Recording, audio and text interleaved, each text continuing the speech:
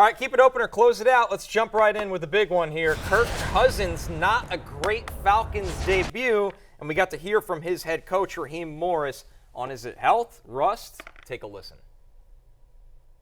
So he's healthy. He came back he didn't show any ill signs coming in the game or recovering from the game. And it's kind of his first live action. Yeah, obviously, probably some rust from not playing for so long, but that's just with all of them. Grady had a bunch of rust. We had a bunch of guys out there, Avery Williams, Kirk, and we want to get better, but we got to play better. At the position, we got to play better around them. So Raheem Morris, Matthew, kind of shuffling aside any health questions. Yeah, Grady's rusty. Everyone's rusty. He's got to play better. We all got to play better around him. We got to play better. Yeah, you know what would help play better if you're healthy? Yeah. That was awful. He looked bad, dude. It's the eye test. He looked bad. Yeah. He can't move. I mean, no. Right. And it got to he looked like me out there. It got to the point where it affects your decisions as a quarterback, right? You don't feel comfortable on the one leg, so you probably trying to compensate. Then it's like it started affecting your eyes, and then he's making throws that that second interception, that was like all decision, no Achilles. Like he just threw it this one right, this one. That one was just that was short. Bad too. But there was look at the footwork on that one. There was other plays where the pocket was clean and he threw it into the dirt. This is the one right here.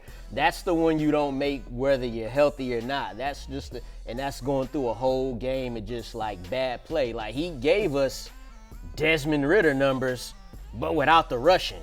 Yeah, I mean, it was all arm. You watch those plays, it's all arm. There's no footwork there. He's not stepping. No, exactly. Yeah.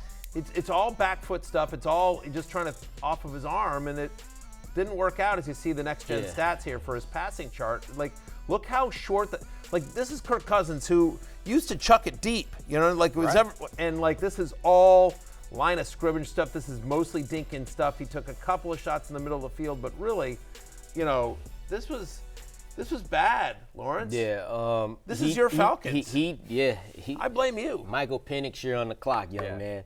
He did do some good things, though. He did. Okay. He finished. He handed off? Huh? He handed off to Bijan Robinson. Those were good? Yes, 18 times, matter of fact. He threw a touchdown pass to wide open Kyle Pitts in the end zone. That was good. Broken coverage, yes. Right. He finished ahead of Joe Burrow and Caleb Williams in fantasy week 1. All right.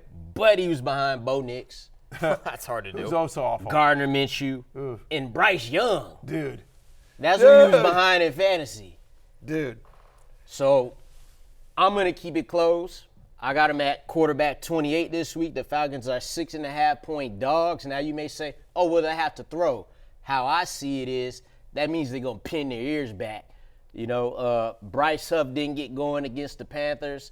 They got Nolan Smith over there. Those guys are going to get after it. Right. And if the Eagles are up multiple touchdowns, that's all they're going to do. They're going to pin their ears back. Their strengths. Yeah, they just saw what T.J. Watt and them did to him. So that's a scary start. We talked about it Sunday, Matthew. It would have taken me 4 beers to start him. Yeah. And this is why. I'm 100% closing out as well. Look, a fully healthy Kirk Cousins on the road at Philadelphia on Monday Night Football is also like, you don't love that, right? I mean, it's the Eagles' home opener. They always get up for it. It is a really good defense. They harassed Jordan Love, who only completed 50% of his passes against the Eagles, with a better surrounding cast and more mobile than Kirk Cousins, right? So you don't love that to begin with, and now you get the fact that, like, he just doesn't look healthy. He doesn't look healthy at all. I'm closing it out as well. He's going to make the hate list this week. He can't start Kirk Cousins as well. It's just worth noting, by the way, again, the Primetime Kirk has become a thing. You make fun of it. But for whatever it's worth, in his last 7 Monday Night Football games, he's averaging 13.2 fantasy points per game. And there's nothing about this matchup or how he looked in week 1 that makes you think he's going to do better than that on the road at a very tough Philadelphia Eagles defense. Yeah. I think there's a better chance after this game our conversation isn't keep it open or close it out in Kirk Cousins. I think that'll be the combo for the Falcons. I think it's going to get louder and louder for Michael Penix, who was a top 10 pick. If they start 0-2, which, I mean, I don't know why you would. that way? Yeah, I mean, honestly, like, they should. They lost at home to the Steelers, who the Steelers didn't score a touchdown. They didn't need to do anything they kicked 6 field goals, right? And they lost. Like, that's a game you need to win. When you're the Falcons, when you have designs of winning the NFC South. And by the way, and you see the Buccaneers absolutely steamroll my Commanders. I the still defending don't get division how champs. they wasn't the favorites coming into this season. Yeah. Like they went like midway deep into the playoffs. But now we know like they rolled. And the Saints, by the way, I mean, again, they were playing the Panthers, so better litmus test in week 2. But the Saints looked great. Yeah. Kubiak using motion left and right, like that offense looked a lot better. The Saints have always had a good defense.